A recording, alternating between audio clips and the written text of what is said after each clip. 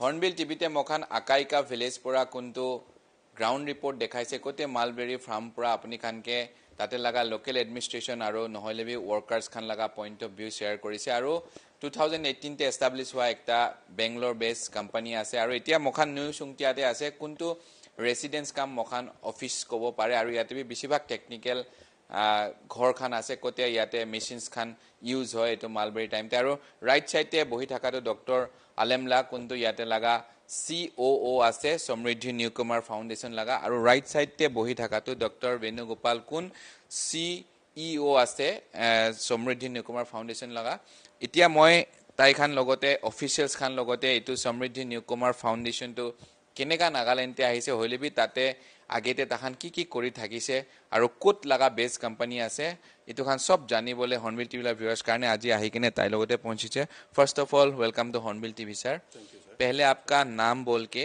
आपका समृद्धि में डेजिग्नेशन क्या है कब से ये लोग आप नागालैंड में बैठ के काम कर रहे हैं इससे पहले क्या थे और जिस टाइम में आप लोग नागालैंड आए थे आज का जो तस्वीर है पिछले का तस्वीर के साथ क्या क्या अंतर है बहुत सारे चैलेंज भी आप लोग को मिल चुके हैं सारे के ऊपर में दर्शक को एक्सप्लेन करके आप लोग का जो जर्नी है फ्रॉम बेंगलोर टू नागालैंड कैसे एक्चुअली आज जो आपने जो प्रोजेक्ट देखा है ये 2018 में ministry of textiles government of India ने अप्रूव किया था और समृद्धि जो है कंपनी नहीं है समृद्धि एक NGO है बेंगलोर बेस्ड का और समृद्धि का एक SPV बना हुआ है उसका नाम है न्यूकमर फाउंडेशन सो ये टोटली ये बिजनेस का नहीं है this is completely for society तो जब ये अप्रूवल हुआ था ये सीधा हम लोग को नहीं आया था अप्रूवल यहाँ पे और 2-3 डिपार्टमेंट का इन्वॉल्वमेंट भी है जैसा directorate of sericulture government of Nagaland है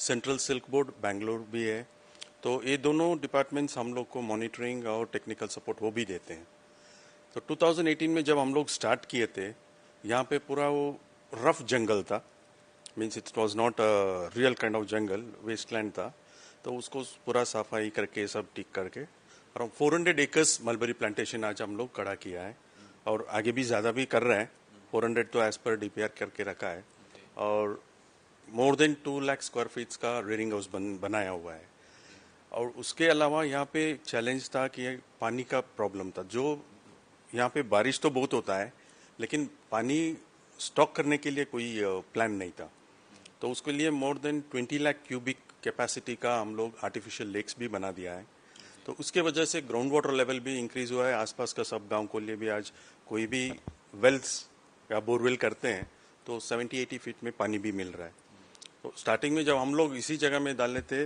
बहुत गहरा जाने से भी पानी नहीं मिल रहा था और पास में रिवर भी चलता है लो लैंड में फिर भी पानी का प्रॉब्लम था लेकिन आज इट इज़ ओवरकम जैसे आपने पूछा कि जब हम लोग आए थे कैसा था और क्यों आया कब आया तो वो हम लोग स्टार्ट किया था ऑलमोस्ट अराउंड 2009-10 में पहले हम लोग ग्राउंड वर्क किया तो उससे पहले एक्सप्लेन करने से पहले बोलता हूँ नागालैंड क्यों आए देखिए मैं जहाँ से आता हूँ वो कर्नाटका स्टेट है बेंगलोर तो सब सुने होंगे डेवलप प्लेस है कर्नाटका हो और दूसरा कोई भी स्टेट नॉर्थ ईस्ट छोड़ के ऐसा काम करने के लिए हज़ारों लोग होते हैं कितना लोग नॉर्थ ईस्ट में आके करने के लिए सोचेंगे फर्स्ट थिंग इज़ दैट तो हमने सोचा कि आने से पहले ही थोड़ा ग्राउंड वर्क भी किया यहाँ पे चैलेंजेस बहुत होंगे लेकिन एक बार शुरू कर दिया तो उसको सक्सेसफुली कंप्लीट करने तक नहीं छोड़ेंगे बोल के so today it is one of the point that आप हमें इंटरव्यू कर रहे हैं तो वो भी एक उसी का वजह से ही है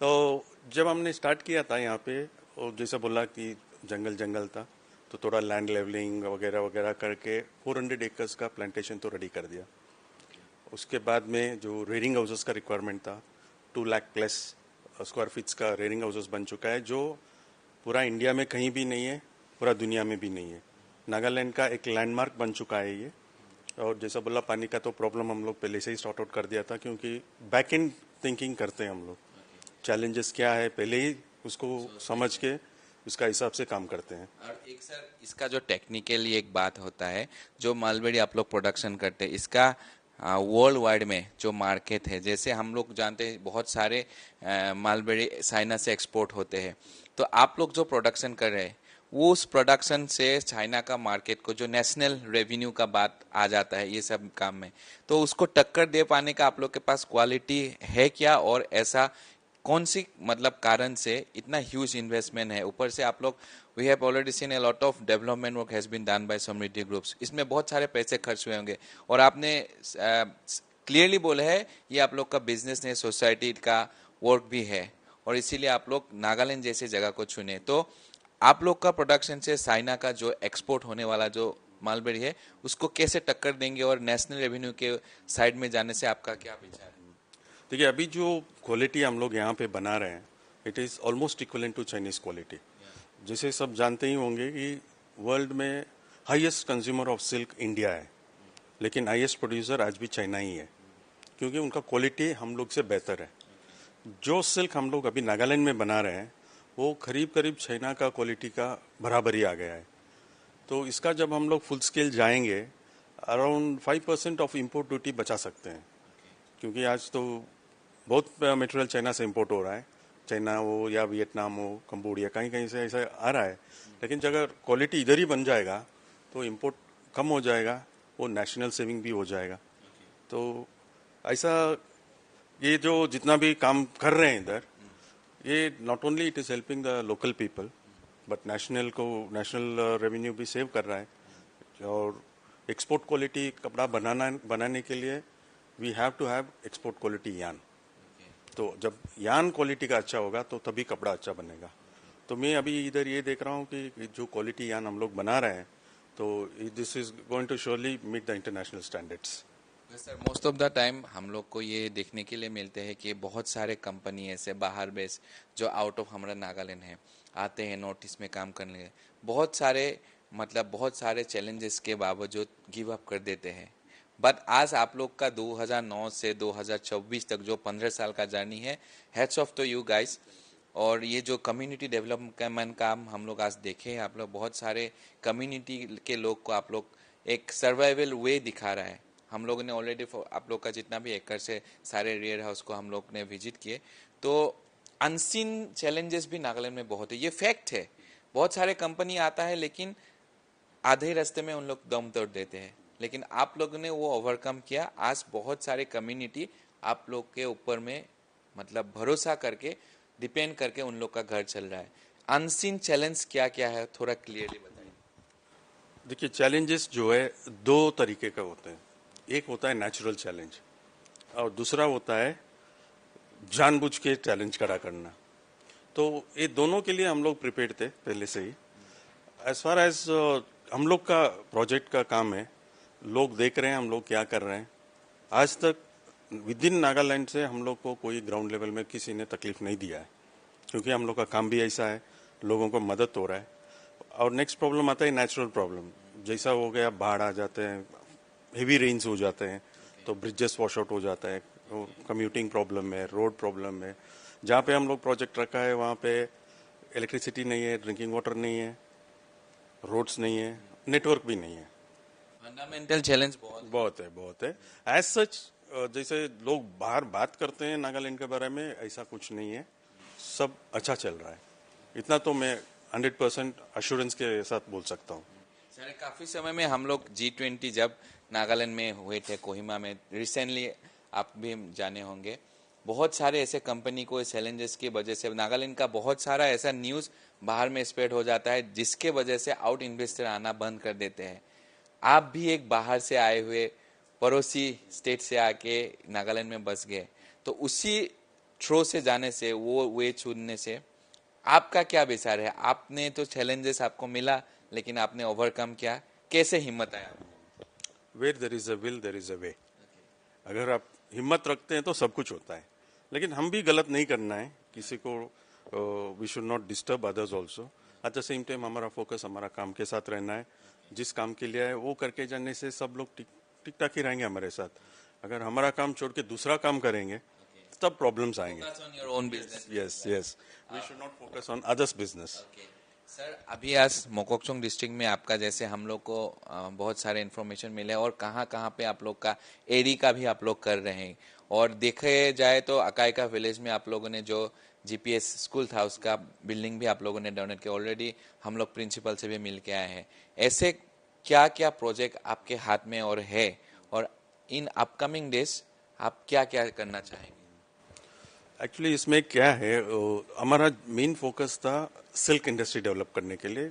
देखिए, आप after agriculture the highest employment generation sector is sericulture. ये काफ़ी लोग ये जानते नहीं है, क्योंकि ये जो सेरिकल्चर सेक्टर जो है, हर महीना जैसा सैलरी मिलता है वो हिसाब से काम निकाल सकते हैं, वो हिसाब से पैसा भी निकालेगा। So it attracts lot number of people, but then problem is who will educate them, who will teach them, where is the product going to be sold, market कहाँ है?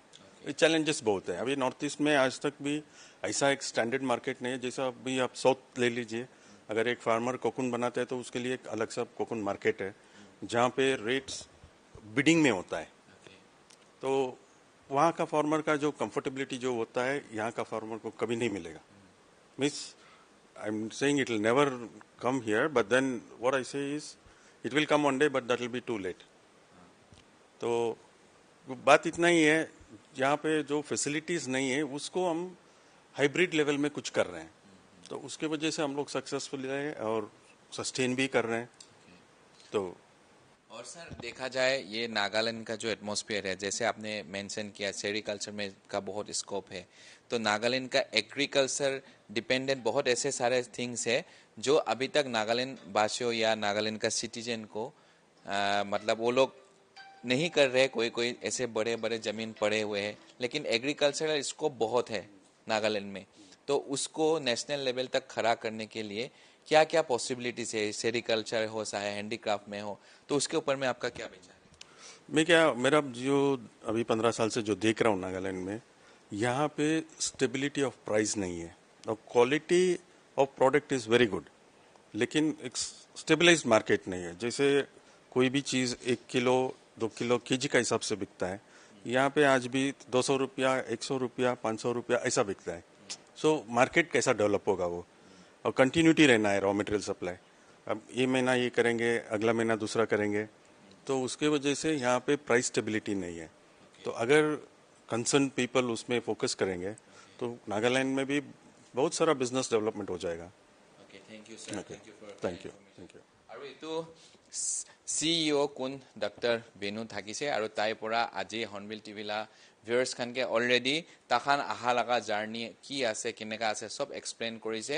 এতিয়া সমৃদ্ধি নিউকমাৰ ফাউণ্ডেশ্যন পৰা মককখং ডিষ্ট্ৰিক্টে মালবেৰী আৰু এৰি বোথ আৰ different things. এৰি লগা B বেছি কৰি কেনে আছে, আৰু ইটো মুকচুং লগা কোন কোন জাগাতে আছে কি আছে এইটো লগা A to Z ground report মখান লৈ কেনে আহিব, আৰু তেতিয়া তাক চাই থাকিবি হৰ্ণবিল টিভি। আৰু আজি মখান কোনটো জাগাতে আছে এইটো আকাইকা ভিলেজ আৰু নিউ চুংটিয়াতে বহি থকা এতিয়া কোনটো তাখানলা ৰেচিডেন্স কাম অফিচ খান আছে, তাতে পৰা মখান গ্ৰাউণ্ড ৰিপৰ্ট কৰি আছে। আৰু নেক্সট ৰিপৰ্টে মখান মোককচুং ডিষ্ট্ৰিক্টে থকা এৰি প্ৰডাকশ্যন ওপৰতে বি তাখান কেনেকা কেনেকা কি আছে A to Z লৈ কেনে আহিব। Till then watch Hornbill TV.